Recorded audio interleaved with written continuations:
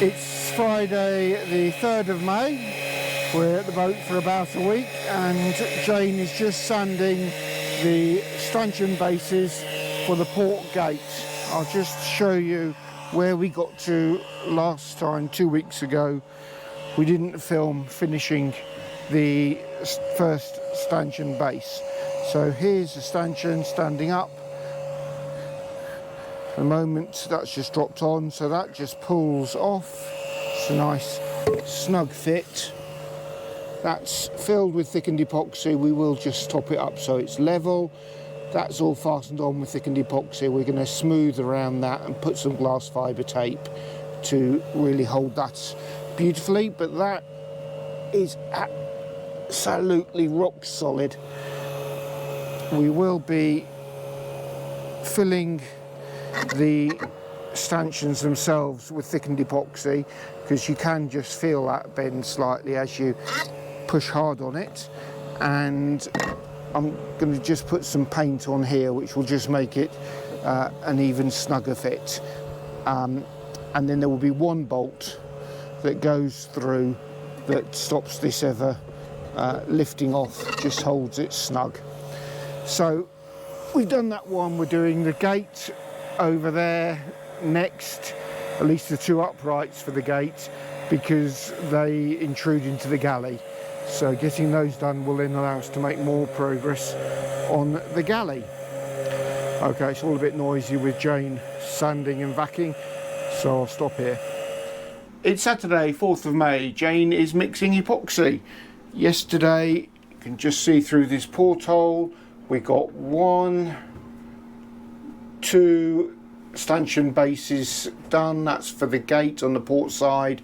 We need to do those 2 while it was dry because they drill through to the underside here of the deck where the galley goes. So now those are set, we are working on the galley again, and our first job is this extension to the galley, which wobbles around, as you can see, is epoxied and got the fiberglass tape, attach it to the hull.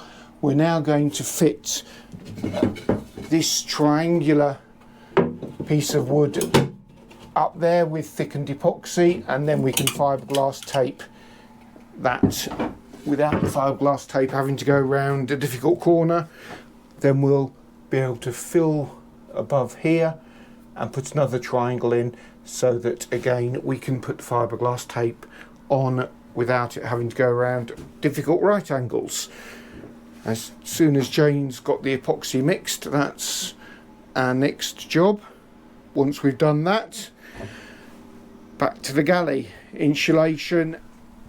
Okay, job done. We have this strip of timber, triangular shape, fitted with, well, it's screwed, thickened epoxy and then fiberglass tape all over both sides and the middle, and the same on the forward side. So this bulkhead is going nowhere. We're not very good at filming while we're actually doing the job, but involves a lot of Dave squeezing into small spaces and getting grumpy. So you haven't missed anything at all. And everything getting very sticky, says Jane from the cockpit, as she prepares the next batch of epoxy. We've got 4 little battens to fit on those, that one and that one, ribs, stringers, whatever they are, so that we can hide the insulation behind some plywood. So there'll be a plywood ceiling, if you like, here and here, and it will come out far enough for the insulation that goes up on that face to rest on. No doubt we'll film when we've got a bit more done. Good morning. Jane is stuck in a hole without a microphone, so I can talk as much as I like. Jobs we've done, let's get Jane's head out of the way. We have now glassed in, thickened epoxy, a piece of timber on each side, triangular shaped, as a fillet, and that's now glassed in. So this bulkhead for the galley extension is lovely and solid. Next steps are to do the insulation so we can put the galley extension shelf in. Jane's put the silver-backed sticky 5mm insulation in those two areas, and I fitted these bars that we've covered in epoxy. So Jane's just fitting the sticky back insulation in that area and this area. Then we've run out, we've got more on order. Once the sticky back insulation is in, the XPS panels can go in and the timber screwed to the ribs to hold it there. Here we're putting a solid piece of ply under the deck to hold the XPS in, and same on this side of the galley. We've got the two strips fitted in place. We're waiting for the sticky foam to go up there, then we can put the XPS in and the plate for the headlining. Next job in terms of this insulation and galley is to create the timber surround for the port light, so that we can have a timber surround 40mm thick, through bolted. That'll strengthen the hull coach roof side nicely to support the window better, and then it'll act as a butt stop for the XPS insulation and a flange around to hold it in place. And that insulation will come down and rest on this ply here. This will stick out far enough. This comes down, rests on there, and a little bead along top just to hold the XPS in place.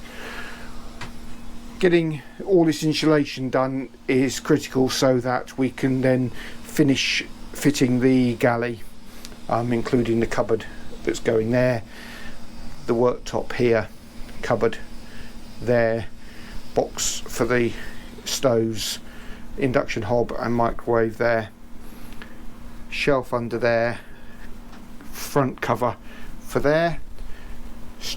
Put a nice grippy bit on this fiddle for that side and the end of the galley extension. Just those few things to do and we'll be able to move back into the galley from the chart table, which is a little bit cramped. Okay, that's where we're at. We've got several jobs on the go at the same time at the moment. I'm nipping back to working on the stanchions and gate. So this is the port gate each side. These are finished at the base. We've got to fill the upright with thickened epoxy, but other than that, both of those are in and they are good and rigid. What I'm sorting out now is the braces, and we've come up with a way that we're very much happier of doing these. Makes it a lot easier. At the bottom we have this next size down carbon fibre tube so that it fits snugly inside the brace. This tube gets embedded into the deck with thickened epoxy at the right angle so that that one just slides onto it. That means this one can be removable. And I'm going to make the base for that to go so it doesn't just go into the deck, but we have a little bit on above the deck as we used to have for the old brace there. And so I'm going to have this cut at the right angle like that, a short length of it, so it just creates a little platform with a hole going through at the right angle for that to slide onto it. We're thinking about creating a FR4 block joint with bolting through it, so we don't have to make holes in the carbon fibre, which is not good for it, tricky, especially where you've got to get an angle. So if we can make it work via the lashing, that'd be brilliant. If we can't, it'll be a neat FR4 block with bolts going through. Let's get on with sorting out angles and cutting up this FR4. Hi, Dave here. Jane's not here, hasn't been here yesterday or today because she had to go back to work. Let me just show you where we've been working. Firstly, the galley. So this is the galley extension overhanging what will be a berth and settee. We've got the insulation fitted to the sides and primed, the covering primed. We've got insulation on the deck head and plywood headlining there. It currently sticks out too far because we will trim it later when we put the insulation on the side of the coach roof. This is all now fitted and far more solid now that we've got the extension bulkhead glassed in here. Fitted the IKEA plastic trays as drawers. It actually has 3 drawers going deep there. Been working on the sort of original galley side. We've now got an end piece to this deep storage beyond the sinks. Got the fiddle rail which goes down to hide to the bottom of the sinks. Got hand grips to go on it. Not quite ready to be fitted yet, and started working on the shelf that'll be halfway height wise there. We've also got the battens epoxied and fitted here and here for the headlining and insulation, and a hole cut for the pipe to go to the dehumidifier, so it'll come across here, stick out and down, and be essentially an extractor fan for the galley. That's where I've been working inside. I'll just go outside and show you the other jobs we've been doing. So we've now got 8 stanchions fitted. The bases are fully epoxied into the deck, and here where it's a gate we've also got the brace supports here and here epoxied into the deck. The brace, this bit slides on to the bit epoxied into the deck there. These are already feeling really nice and rigid. We have a few more jobs to do. We're going to fill the inside of these tubes with a lightweight epoxy. That'll just ensure that they can't crush. And what else? Oh, and then fit the guardrails. So these just pull off. You can see that the base is filled with thickened epoxy. Once this is filled with the thick epoxy, we can easily drill holes in it for the lifelines. Before we fit the lifelines, I've still got to mount the pulpit. It's needs the aft legs, just feet just having a bit more support there. Okay, next job that I'm working on is we're changing the bolts for the window. So I've taken the bolts out for this first window in the galley, and the idea is that we're going to fit a 40mm wood trim on the inside. Right, this is where I am with the surround for the galley window. I've taken the Vetus opening hatch out. That just clamps the window. I've taken out all the bolts around with these inset nuts, which is really one of the things we want to replace.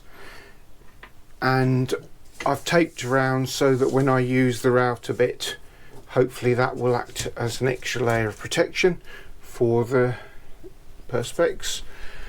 And I've got a very rough cutout of, about far enough, of the plywood. What I'm going to do now is put a single bolt here, because I know the position I want there. I've got a line there, bolt it on there, then make sure it's level and add a few more bolts, not too many because I will have to keep moving them to miss the router plate. Once I've got this held firmly in place, then hopefully this router bit, which the cutting blade could really do with being about 3 or 4 millimeters longer, but we'll hopefully get that to work. So the roller will go along the window frame, and I don't need to follow right the way along the top, and so it's really difficult with the exposure, isn't it, when you've got the bright window. I don't really need to go all the way along the top and bottom because I don't want to follow the cutout we had to make for the Vetus hatch. So if I get a marker here and here, I can do a straight line between them. And for the corners, obviously the router bit's essential to get the corners right, but this straight bit here and here I can do with it out of position. Right, let's try and get this timber bolted into place and see how we go from there. Welcome. We've got an update on working on our cooker box, which we haven't really shown much of, but this is our new cooker box, which is now coated with epoxy, and the bottom half is for this combination microwave oven, and there are two battens at the bottom here which trap the feet, so the feet slip on the outside of those, stopping it moving that way. It's a tight fit side to side. We've got cutouts everywhere that there's a vent on the microwave, including the back.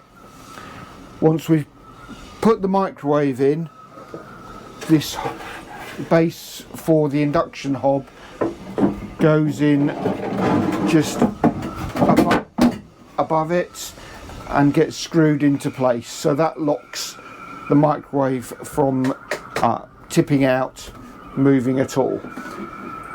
Hob then will sit on top of here, and again we'll fit battens to hold it in place and to stop it falling out should we invert.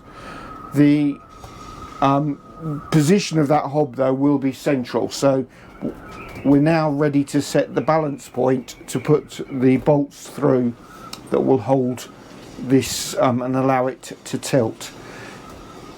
Hob doesn't matter for that because we'll put it in the middle of that balance point, so it won't affect it. As soon as we've sorted out the balance point and checked where it's going to fit in the galley, we can then paint it.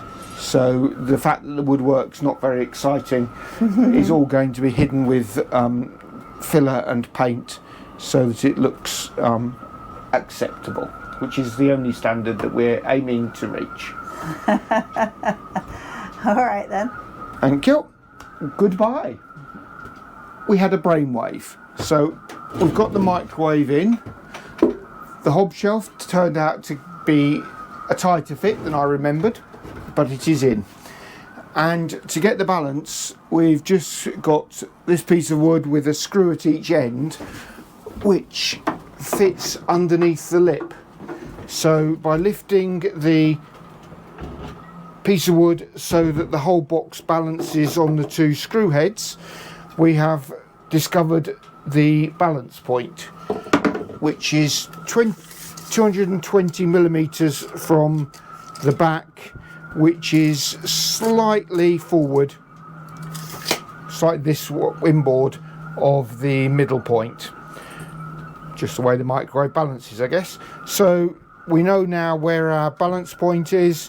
We can drill holes in and then sort out where it fits in the galley so that it can swing without hitting the hull.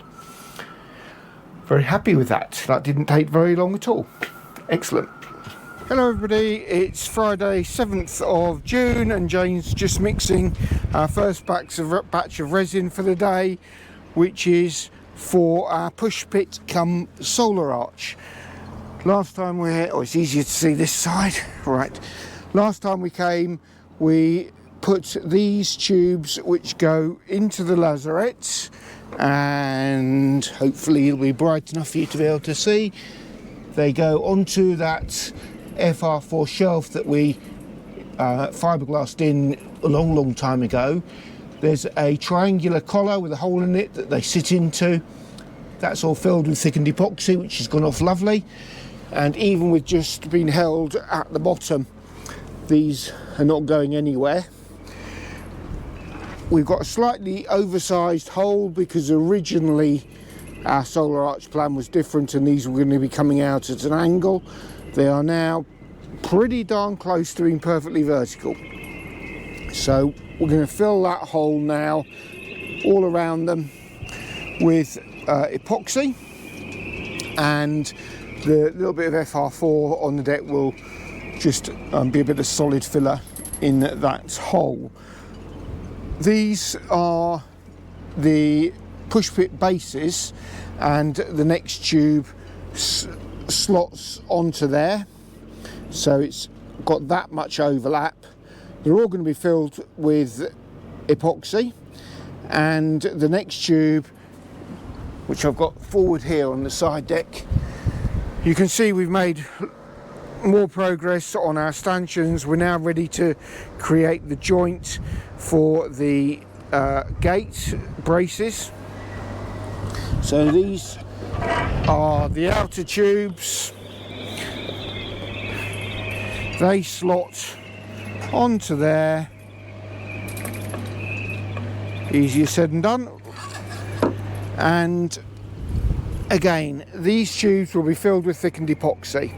Now, we can't simply build a gate that's rectangular there because they're not far enough apart for 2 solar panels width. So there will be another one going parallel to that, which will have some joints we're making out of FR4 to bolt and then epoxy it into place parallel to this. Takes it up higher, and that'll be what the solar panels fit to.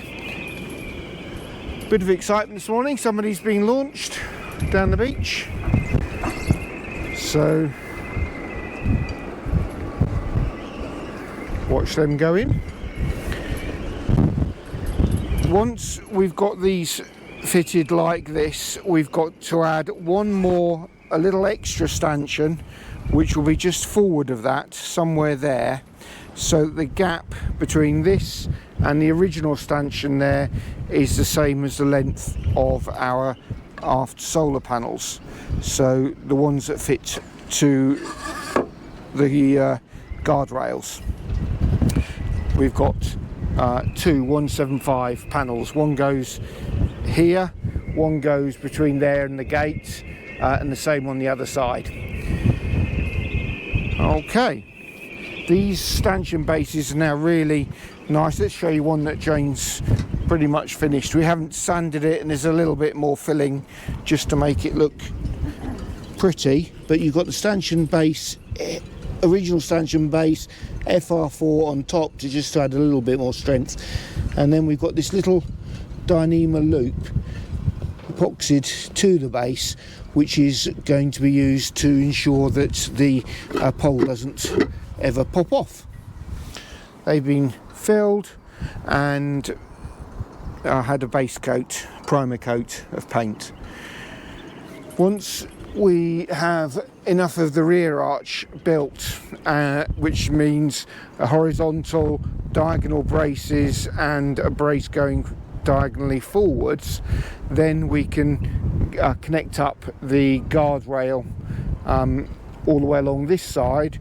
And once we've got the guardrail and gate all fitted on the port side, we can remove the old stanchions and the old Genoa track that we're not using anymore from the starboard side, and move the ladder over to use the new gate. That means then we can do the last 2 stanchions and their braces, and we will have a full set of guardrails ready. Looking forward to that very much. Anyway, I think the epoxy is coming on nicely, so I'll stop there. Okay, headlining finished above the galley. Still got to box in that area and that area behind the oven, behind hob. This will get trimmed back. We're going to have a button on top of here so that the insulation gets held in by it, and a little rounded corner here so that we can have a hidden light behind it, and those buttons will neatly straighten up this edge. I should say it's going to go back about 10 centimetres maybe from what it is at the moment. Still got to do one more layer around this window to be the right depth for the insulation to go behind it, and then a neat flange which will hold the insulation in place and to which we can fit double glazing. Okay.